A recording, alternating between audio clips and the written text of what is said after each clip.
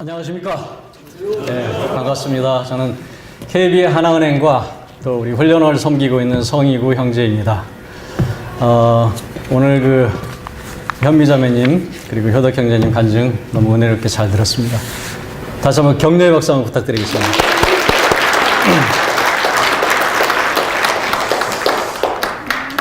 이번 훈련생들은 좀 다른 훈련생들에 비해서 좀 경쟁이 치열했다고 들었어요.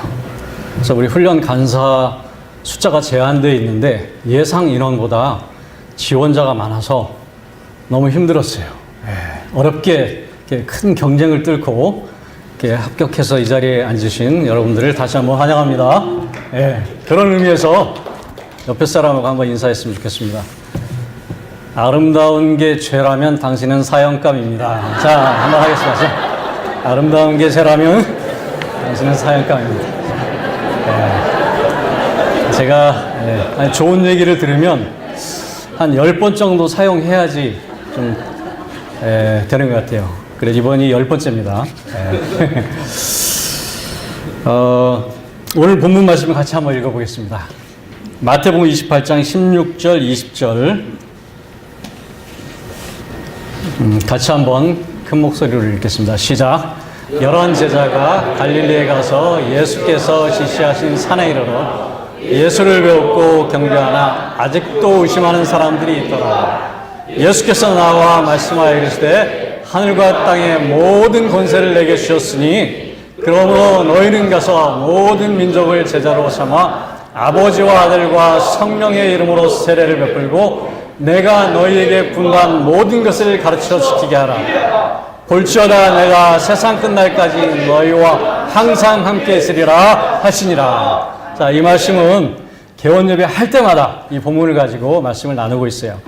매번 개원예배에 참석하신 분들은 또 저 말씀이네 하고 힘들어 하실 수도 있는데 저는 안 힘들겠습니까? 그러나 여기에 또 BTC1 훈련생들은 처음 와서 첫 개원 예배를 드리는데 가장 중요한 말씀, 가장 핵심적인 말씀을 전해야 되지 않겠어요? 그래서 이 말씀을 전하지 않으면 안 되겠다 이런 생각이 들었습니다. 좀 힘드신 분이 계셔도 잘 참아주시기 바라고요. 그래서 제일 중요한 게 뭐냐, 우리 사역에 있어서도 본질을 붙잡아야 돼요. 핵심, 가장 핵심을 붙잡으면 흔들림이 없습니다. 지난주에 우리 송기정 형제님과 또 우리 기획위원회 형제님들하고 청계산 기도원에 가서 기도도 하고 청계산도 좀 오랜만에 올랐습니다. 오르면서 제가 한 형제님한테 산에서 길을 잃으면 어떻게 해야 되죠? 그랬더니 산에서 길을 잃으면 계곡으로 밑으로 내려가면 절대 안 된다고. 산으로 가야 된다고. 위로 올라가야지 방향을 잡을 수가 있고 어딘지 볼 수가 있다고. 그거 모르는 사람 많아요. 기본적인 건데 이 원리를 잘 알고 있으면 어려움을 닥쳐도 이길 수가 있고 빨리 회복할 수가 있고 견딜 수가 있다는 거죠. 그래서 말씀도 이 핵심적인 말씀, 사역에 있어서도 핵심 원리를 딱 붙잡고 있으면 흔들림이 적다는 말이에요. 그런 의미에서 이 말씀을 준비했어요. 제가 개원 예배 때마다 항상 두 가지를 이야기하는데 처음에 오늘은 질문 형식으로 하겠습니다. 너무 잘 알기 때문에 인생의 방황은 예수 그리스도를 만나면 끝나지만 신앙생활의 방황은 누구를 만나면 끝날까요? 맞습니다. 정답. 신앙생활의 방황은 비비비를 만나야 끝납니다. 제 개인의 간증과도 같은 그런 말씀이에요. 저는 비비비의 만남을 통해서 세 가지를 만났어요. 복음을 만났고 비전을 만났고 훈련을 만났어요. 제가 비비비를 만나기 전에 저는 10여 년간 신앙생활을 했거든요. 그때 교회 생활을 열심히 하면 저는 천국에 갈 수 있고 바로 그 착하게 살으면 구원받을 수 있다고 믿고 있었어요. 근데 비비비를 만나고 나서 예수 그리스도를 제대로 만나니까 그게 아니고 정말 내가 자격이 없구나. 나를 묵상하면 묵상할수록 생각나는 사자성어가 있어요. 구제불능. 주님을 묵상하면 묵상할수록 생각나는 사자성어. 은상가은이라고 들어봤어요? 은혜 위에 은혜로다. 은상가은. 성경 말씀을 보면 볼수록 어떻게 생각이 돼요? 이 38년 된 이 중풍병자가 바로 나 자신이구나. 소경이 보니까 나 자신인 거예요. 절름발이가 나 자신인 거예요. 정말 불가능하고 구제불능인 나를 주님께서 만나주셔가지고 이렇게 세우셨구나. 그 생각을 하니까 찬양할 때마다 또 말씀을 볼 때마다 은혜가 넘쳐서 눈물을 흘린 적이 많았던 것 같아요. 두 번째 만남은 비전을 만났어요. 저는 직장에서 그냥 주일은 주님과 함께, 직장은 세상과 함께 철저히 이원론적인 그런 삶을 살았어요. 그래서 직장에서는 직장의 가치관을 따라서 열심히 일하고 주일날 교회 가서는 거룩한 모습으로 신앙생활을 했죠. 근데 이 BBB 와서 보니까 이 직장이 선교지라는 거예요. 직장이 사역지라는 거예요. 한 대에 얻어맞은 느낌이 들었어요. 그러면서 그동안 내가 고민하고 갈등해왔던 문제들이 다 해결되는 그런 느낌을 받았어요. 저는 목회자만이 하나님의 1등 시민이고 평신도들은 하나님의 2등 시민으로 알고 있었어요. 목회자는 하나님의 5등 시민이고 이 평신도들은 10등 시민인 줄 알았어요. 하나님 나라에. 그러나 그게 아니었어요. 나도 똑같이 하나님의 1등 시민이고 직장에 파송된 선교사라는 생각을 하니까 힘이 생기고 그렇구나 하면서 감동이 되었어요. 그리고 세 번째 저는 BBB를 통해서 훈련을 만났어요. 여러분 마음만 가지고 되지 않아요. 저는 사실 모태신앙이에요. 모태신앙은 두 종류가 있어요. 저는 교회 생활 10년 동안 했지만 기도도 못해. 그리고 암송은 더 못해. 전도는 더욱 못해. 정말 양육은 정말 못해. 그래서 모태신앙이에요. 그런 모태신앙이었는데 지금은 어떤 줄 아세요? BBB 만난 이후 전도와 양육이 제일 쉬웠어요. 짜증나지 않아요? 저도 이제 항상 그 수능 시험 보고 1등한 애들이 인터뷰할 때 저는 공부가 제일 쉬웠어요. 엄청 짜증나잖아요. 솔직히 전도와 양육이 너무 쉬웠어요. 그래서 저는 이 BBB에 너무 감사할 수밖에 없어요. 그리고 두 번째 제가 또 강조하는 말이 있어요. 하나님께서 쓰시는 사람은 어떤 사람일까요? 어떤 사람을 쓰세요? 이런 말 들어보셨어요? 하나님께서 어떤 사람을 들어 쓰시느냐면 하나님께 쓰임 받으려면 살을 빼야 된다라는 말이 있더라고요. 들어보셨어요? 하나님께서 주로 쓰실 때 들어서 쓰시는데 무거워서 요즘 힘이 없으셔서 이렇게 살이 찐 사람들은 좀 들어 쓰시기가 힘들다는 그런 우스갯소리가 있어요. 저는 참 영적으로 의미가 있다고 생각해요. 우리 영적인 관점에서 봤을 때 우리의 그 하나님이 쓰시기에 합당치 않은 그런 군더더기들, 게으름과 나태함, 교만함, 그죠? 이런 것들을 훈련을 통해서 사실은 이렇게 살을 빼는 작업이 저는 훈련이라고 생각합니다. 여러분 훈련해 온 걸 다시 한번 환영합니다. 그래서 여러분의 그 안 좋은 그런 살들을 다이어트해서 정말 하나님이 쓰시기에 가벼운 모습으로 이렇게 만들었으면 좋겠습니다. 아멘. 네. 디모데후서 2장 말씀에 근거해서 다시 한번 묻겠습니다. 금그릇, 은그릇, 나무그릇, 질그릇 중에 하나님께서 쓰시는 것은 어떤 그릇입니까? 그렇죠. 깨끗하게 잘 준비된 그릇. 네. 하나님이 쓰시는 그릇은 화려한 금그릇, 은그릇도 아니고 큰 그릇도 아니에요. 깨끗하게 잘 준비된 그릇. 그게 바로 저는 제자라고 생각을 해요. 제자가 하나님이 쓰시기에 잘 준비된 그릇이라는 말이죠. 여러분 성경에서 제자라는 말이 몇 번 나오는지 아세요? 사도행전과 마태복음에만 250번 이상, 어떤 분이 정확하게 269번이라고 얘기를 해주던데 그렇게 많이 나와요. 예수님이 3년 동안 제자들하고 공생의 기간을 보내면서 대부분의 시간을 제자들하고 보냈어요. 제자가 얼마나 중요하고 얼마나 예수님에게 가치 있는 존재인지를 아셨기 때문에 그 많은 시간들을 항상 대부분의 시간을 제자들하고 함께 하셨다는 거죠. 이 제자가 되는 게 얼마나 중요한지 많은 한국교회 목사님들의 큰 고민이 뭔지 아세요? 오랫동안 신앙생활을 하는데 잘 변하지를 않는다. 10년, 20년 신앙생활을 하는데 잘 변하지를 않고 고집만 세지는 것 같더라. 뭐 이런 고백이 있어요. 뭐 다 그런 건 아니겠지만, 그 목사님들 중에서 그 책에서 봤는데 가장 무서워하는 성도가 어떤 성도 아세요? 철야 기도한 성도. 철야 기도하고 목사님을 뵙자고 하는 성도. 두 번째, 40일 금식 기도하고 또 목사님 만나자고 하는 권사님, 그리고 세 번째 신학 공부한 장로님, 이런 분들, 설교 끝나고 잠깐 보자고 하는 장로님, 이런 분들이 무섭다고. 이게 다 영적으로 좋은 거 아닙니까? 유익한 거잖아요.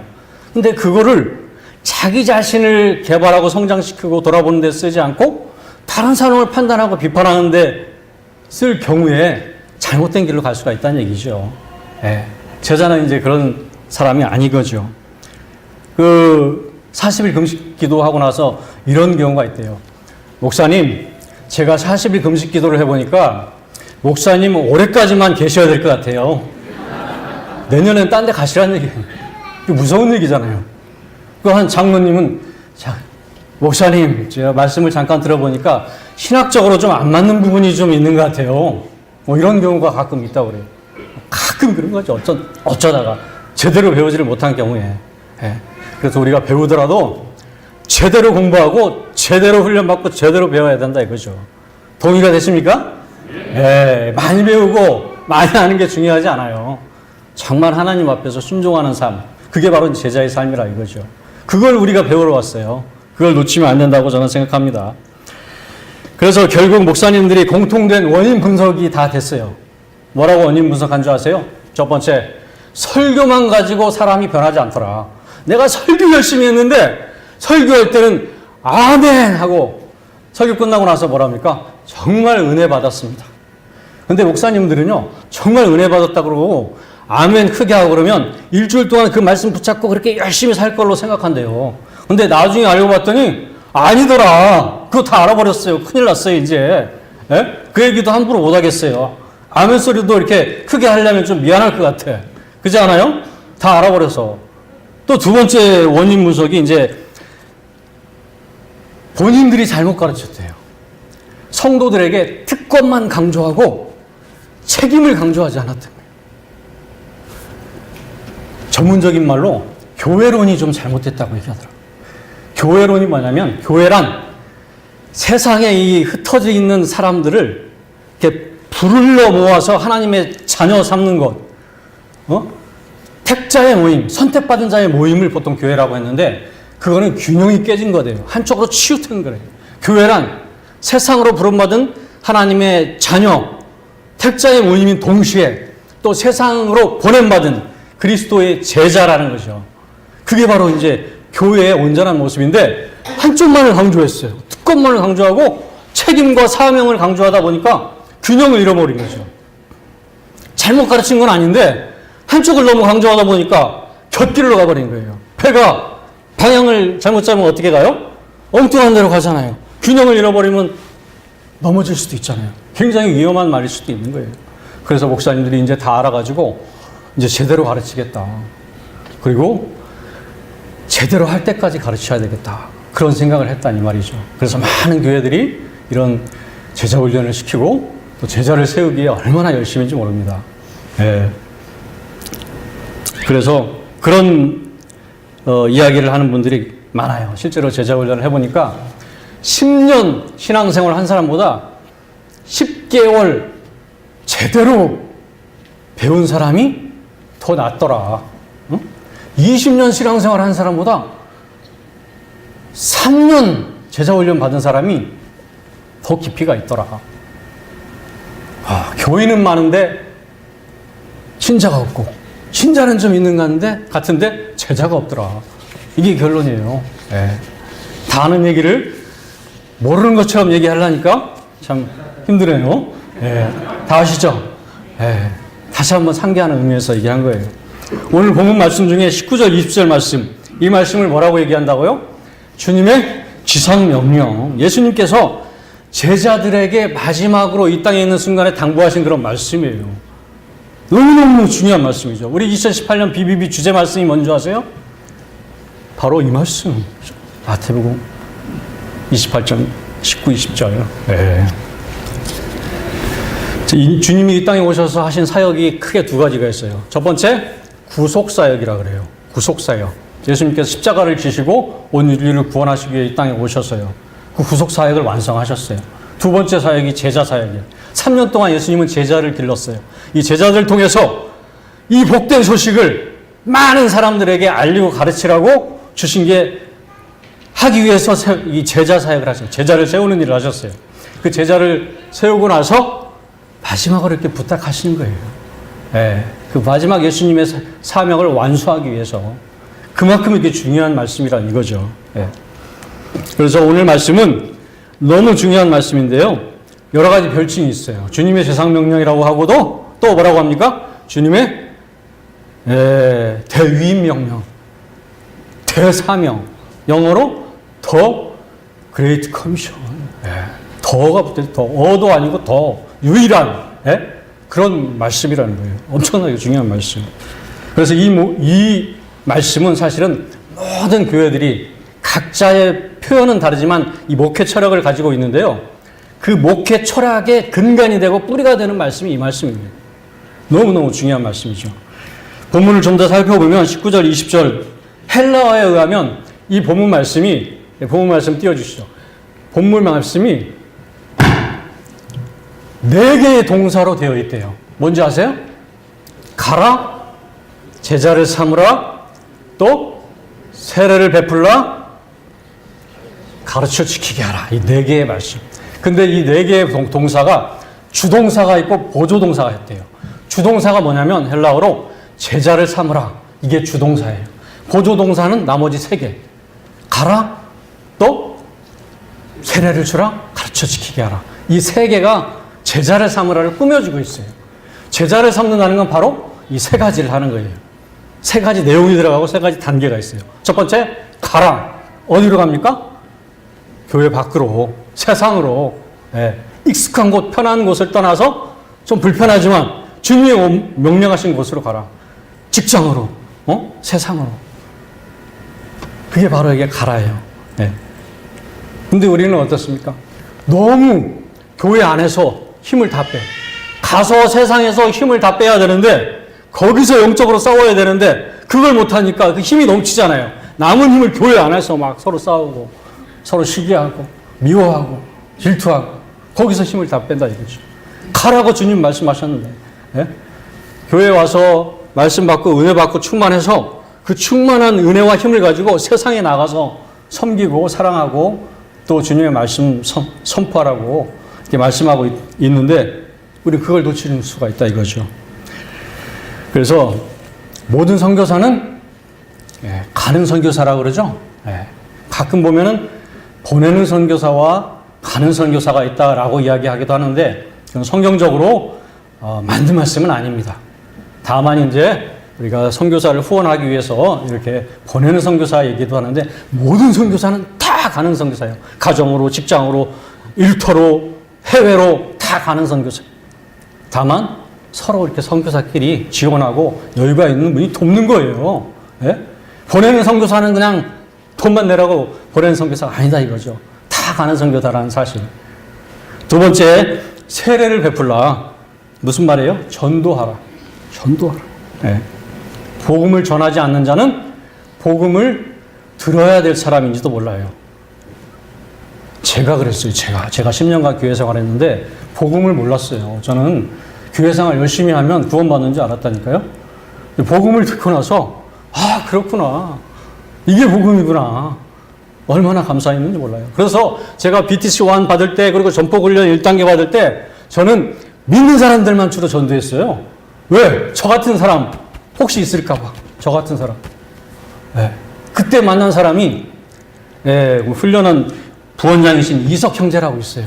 아까 뭐 선서 이렇게 연습하시던데, 그분 그때 만난 거 아니에요. 그분도 그 직장 생활 하면서 별명이 이렇게 불나방, 뭐 마치 밤이면 밤마다 불을 쫓아 죽을지도 모르고 이렇게 달려가는 불나방.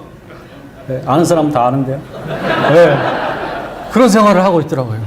그래서 여기까지 왔잖아요. 그런 사람들이 가끔 있어요. 그런 사람들이 또 이렇게 복음을 만나면 엄청나게 또 이렇게 탁월하게 열심히 하는 걸 볼 수가 있습니다. 자, 세 번째, 가르쳐 지키게 하라. 가르칠 때까지 지키라. 양육하라. 양육에는 훈련이 포함돼요. 훈련. 이렇게 사관학교라든가 이렇게 훈련소 가서 집중적으로 임팩트 있게 훈련하는 거잖아요. 기본적인 체질을 이렇게 만들기 위해서.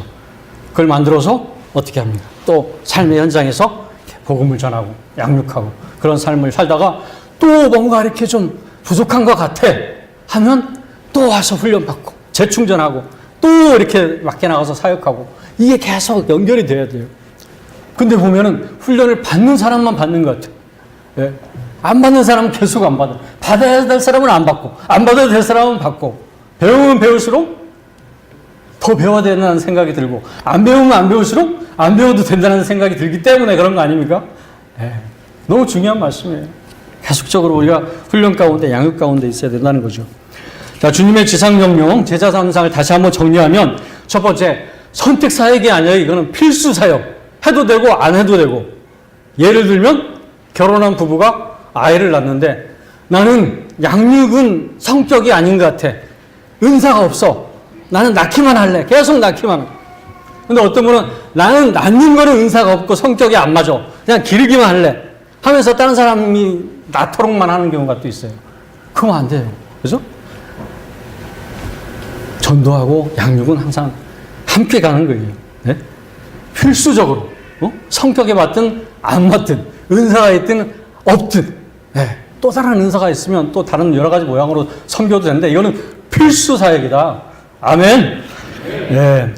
두 번째, 영적 성장의 놀라운 비결이에요. 이게 제자를 삼는 게 영적 성장의 놀라운 비결. 제가 순원하고 이렇게 성경 공부하다 보면 순원한테 항상 제가 하는 말이 너무 감사하다.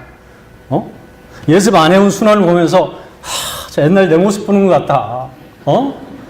제가 순장을 안 하면 아마 형제님하고 똑같이 맨날 예습도 안 해오고 그랬을 것 같아. 아마 지각도 많이 하고 잘 참석도 안 할 텐데 왜 여러분들이 계셔서 내가 예습도 열심히 해오고 이렇게 순장으로 이렇게 가르칠 수 있는 거 아니냐. 정말 감사하다. 참석하는 것만도 감사하다. 막 이렇게 하면은 미안해서 어쩔 줄 모르더라고요. 그래서 나는 정말 순원들한테 솔직히 감사하고 있어요. 나같이 정말 자격 없고 부족한데 아니 만나자고 하면 또 만나서 같이 큐티하자 하면 큐티하고 또 이렇게 같이 공부하자면 공부하고 얼마나 감사한지 몰라요. 나를 위해서 순원이 있는 거예요. 아멘. 네, 얼마나 감사한지. 나의 성장을 위해서. 또 가르치려면 또 우리가 어떻게 해야 돼요? 제대로 알아야 가르치잖아요. 대충 하려면 잘 못 가르쳐요. 그러니까 내가 들은 말씀도 가르치려면 다시 한번 책을 보게 되잖아요. 그런 재미있는 이야기가 있더라고요. 어느 커플이 음식점에 갔는데 음식점에 이렇게 한자로 세옹지마 이렇게 써 있었대요. 그러니까 한자가 어려워요. 세자가 변방세, 옹자가 할아버지 옹, 되게 어려운 자예요. 지마는 이제 갈지자에 말맞자. 여자친구가 남자친구한테 이제 지마는 알겠는데 앞에 두 자는 뭐야? 그랬더니 남자친구가 한참 고민하더니 그거 남기지 마. 이렇게 제대로 모르면 이렇게 대충 가르치고 엉뚱하게 가르칠 수 있다는 거예요. 네. 근데 순원들이 나중에 다 알아요. 모르는 것 같아도. 네? 그래서 순장이 되려면 제대로 가르쳐 주니까 누가 유익이에요? 내가 더 유익인 거죠. 세 번째, 또 지상명령 제자 삼는 사역은 어떤 거냐? 제자 삼는 사역을 하지 않으면 대가가 더 커요. 여러분 히브리서 5장 12절에 보면 영적 어린아이를 책망하는 말씀이 있어요. 아니 이제 때가 돼가지고 선생이 돼서 좀 다른 사람들 가르칠 때가 됐는데 여전히 젖을 먹고 있고 여전히 떠먹여 주지 먹고 때가 돼서 이제 가르치고 다른 사람 섬기고 단다는 것도 먹어야 되는데 그런 영적 어린아이를 책망하는 나이. 주님이 보실 때 그런 사람들은 계속 책망할 수밖에 없어요. 성경을 볼 때마다 책망받을 수밖에 없어요. 스트레스 받는 거죠. 계속해서 면접할 때 어떤 50대 후 훈련생이 그런 얘기를 하죠. 한 직장 생활을 한 20, 30년 해보니까 나 자신만을 위해서 달려온 것 같다. 이제 남은 인생을 정말 이대로 살면 안 되겠다. 하나님을 위해서 좀 살고 싶다. 하나님 앞에 가면 자랑할 게 별로 없을 것 같다. 그런 고백을 하더라고요. 그래서 훈련에 들어왔다는 거예요. 너무 공감이 가는 그런 말씀이었어요. 얼마 전에는 제가 아는 한 분이 아파트를 팔고 좀 오른다는 곳을 이렇게 아파트를 샀는데 반대로 사는 곳이 좀 많이 오르고 산 곳이 좀 거의 안 올랐어요. 그래가지고 그것 때문에 너무 마음이 아파가지고 요즘 잠이 안 온다고. 화병이 걸릴 것 같은 느낌이 든다고. 이 제자의 삶을 살지 않으면 엉뚱한 데에 시간 낭비하고 엉뚱한 것으로 걱정 근심하고 제자의 삶을 살지 않는 대가는 더 클 수밖에 없어요. 제자의 삶을 삶으로 인해서 하나님이 주시는 놀라우신 하나님의 그 은혜와 평안과 기쁨과 감사 이런 것들을 어떻게 우리가 누릴 수가 있습니까? 세상에서도 그렇고 주님 나라 갔을 때는 말할 것도 없는 거죠. 그만큼 이 제자 사역이 우리에게 큰 유익이라는 거죠. 주님의 이 지상 명령이 명령이라고 우리가 볼 수 있지만 그는 우리를 위해서 가장 큰 유익이다. 아멘. 네, 동의가 되시죠? 네, 우리 표정을 보니까 한두 명만 빼놓고 다 동의가 되는 것 같아요. 자, 끝으로 주님의 지상 명령, 이 제자 3년 사역을 잘 감당하기 위해서 놓쳐서는 안 될 것 두 가지 우리 훈련생들에게 정말 당부하고 싶은 말씀인데요. 16절하고 18절 아까 읽었는데 다시 한번 보겠습니다. 16절에서 18절 화면을 한번 보겠습니다. 네, 여기에 보면은 11제자라는 말이 나오죠. 그리고 아직도 의심. 예수님께서 부활하셔서 승천하시기 전에 제자들을 모아놓고 마지막으로 주님께서 그토록 원하시는 주님의 명령을 말씀하시는데 제자들의 상황이 어떤 상황이냐면 11명이 있어요. 한 명은 어디 갔어요? 예수님을 팔고 스스로 목숨을 끊은 유다. 네, 유다가 안 보여요. 항상 모일 때 같이 모였는데 한 사람이 안 보여요. 제자들의 마음이 얼마나 힘들까 뭐 이런 생각도 하게 되잖아요. 그리고 저기서 보면은 아직도 의심. 예수님께서 부활하셔가지고 제자들에게 한 2번 이상 보여주셨어요. 근데 아직도 예수님을 의심하는 사람이 있다는 거예요. 저 모습을 보고 예수님 마음이 어땠을 것 같아요? 네? 예수님 마음이 정말 저 같으면 제가 군대 생활을 해봐서 아는데 말을 안 들으면 원산 폭격! 머리 박아 하면서 이게 머리 박는 거 있어요. 그거 무지하게 아파요, 머리. 응? 기합이라도 주고 싶고 막 혼내고 싶고 그런 마음일 것 같아요. 제자들의 그런 마음들은 어땠을까? 예수님 의심하고 또 자기들끼리 숙닥거렸을 거야. 야, 그 유다가 예수님 팔아먹었다. 그리고 말이야 반장 있잖아, 반장 걔. 베드로 걔는 예수님 앞에서 떵떵거리더니 3번씩이나 예수님 모른다고 했잖아. 그게 반장이야? 하면서 자기들끼리 막 숙닥거리고 있을 때 분위기 엄청 안 좋았을 것 같아요. 네? 정말 예수님이 보실 때 좀 혼맥했으면 좋겠는데 예수님은 안 그랬어요. 그 전에 아시는 분은 아시겠지만 베드로를 개인적으로 살짝 만난 거 아시죠? 네? 베드로가 다시 고향으로 돌아가서 고기 잡는 삶을 살고 있을 때 예수님 찾아오셔서 떡도 주면서 생선도 주면서 격려하고 위로하고 주님의 사랑으로 회복시켜 주셨어요. 아시죠? 반장이 체면이 있잖아요. 네? 같이 모이라 그러면 반장 안 모일 것 같아서 미리 1:1 교제를 했어요. 1:1 교제. 맨투맨으로 회복시키셨어요, 벌써. 회복시켜서 만나고 나머지 제자들 같이 만나서 예수님께서 자세히는 오늘 본문에 안 나오지만 격려하고 위로하고 회복시키는 말씀을 하셨을 것 같아요. 네. 그리고 나서 이 말씀을 하신 거예요. 예수님 볼 때는 정말 부족하고 자격이 없고 마음에 안 들지만 그래도 이 11제자밖에 없는 거예요. 예수님이 믿을 바에는. 그래서 예수님께서 그들에게 당부하신 거예요. 제가 말씀드리고 싶은 거는 이 훈련 기간, 이 훈련생 여러분들에게 꼭 당부하고 싶은 말은 사역보다 주님과의 관계가 먼저다. 주님과의 관계가 회복되고 주님 안에서 사랑의 관계가 있어야 돼요. 은혜를 받아야 돼요. 네. 은혜 없이 사랑 없이 우리 훈련 받으면 너무 힘들어요. 그래서 우리가 훈련 받을 때 아침마다 주님과 큐티하고 말씀 보고 기도하는 걸 엄청 강조하잖아요. 네?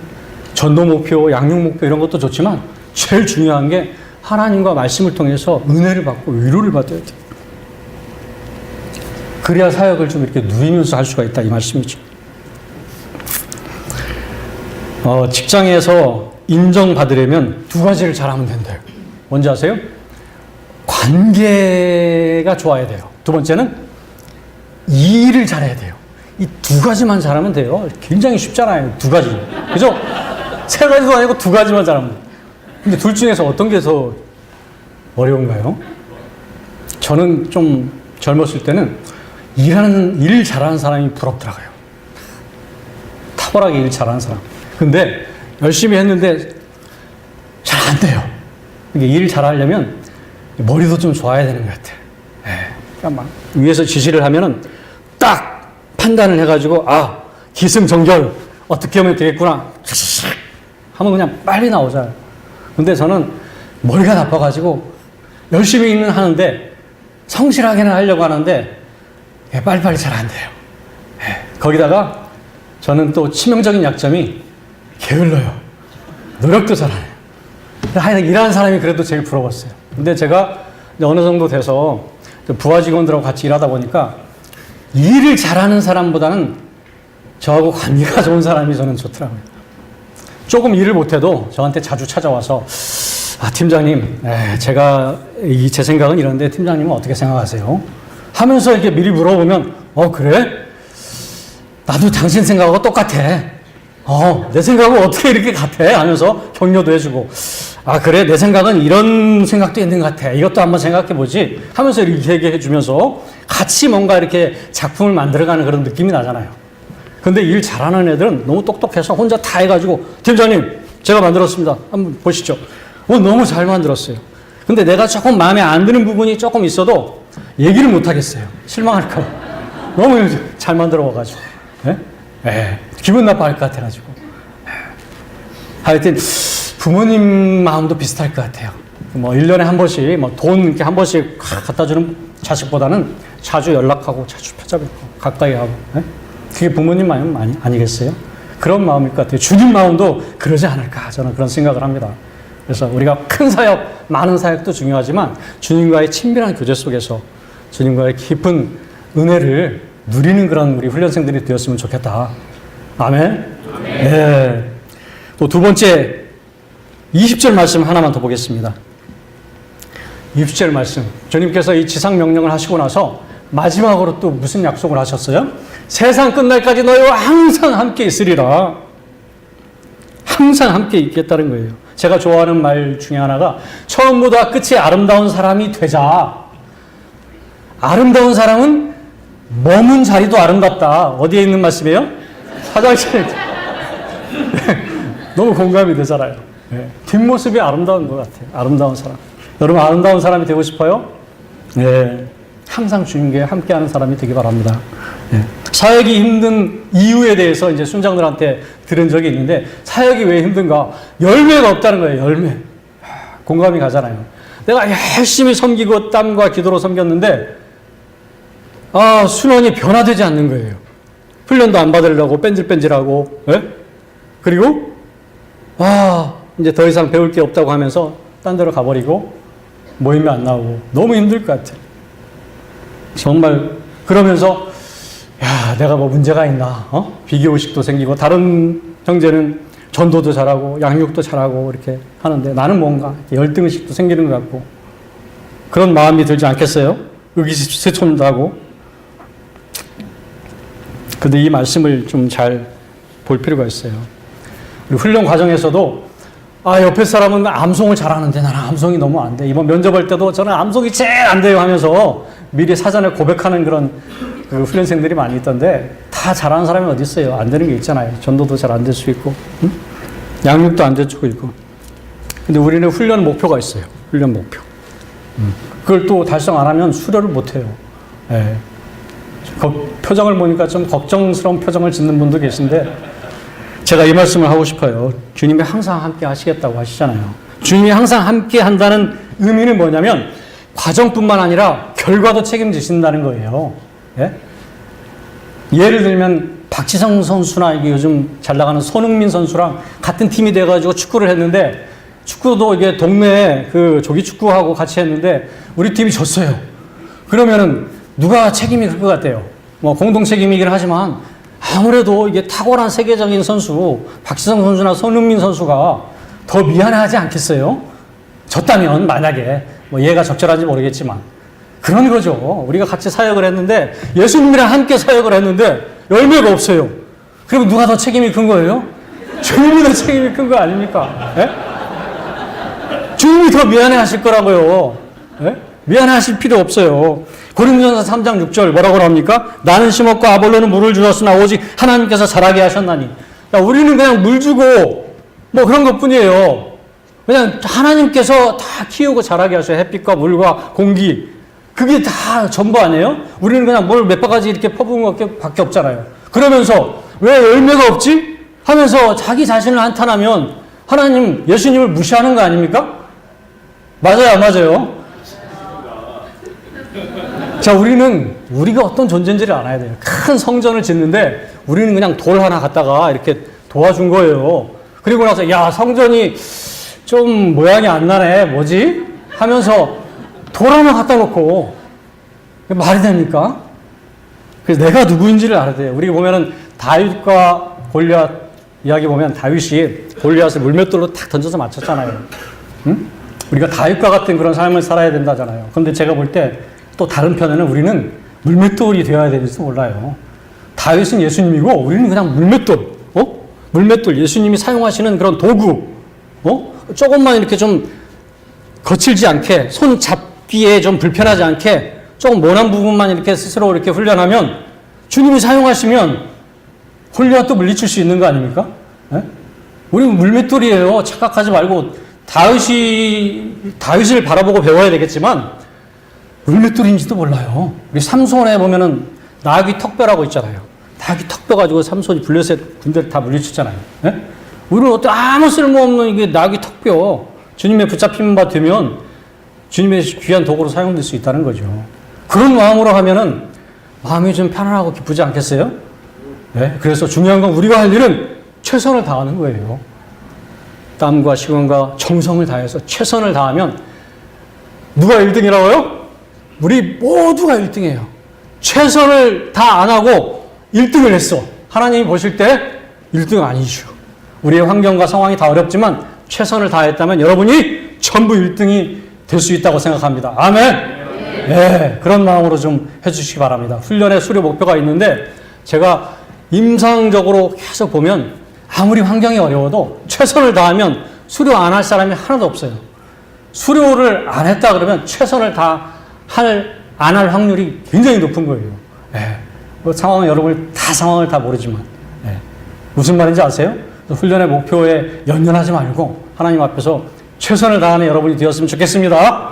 아멘. 예, 제가 기도하고 마치겠습니다.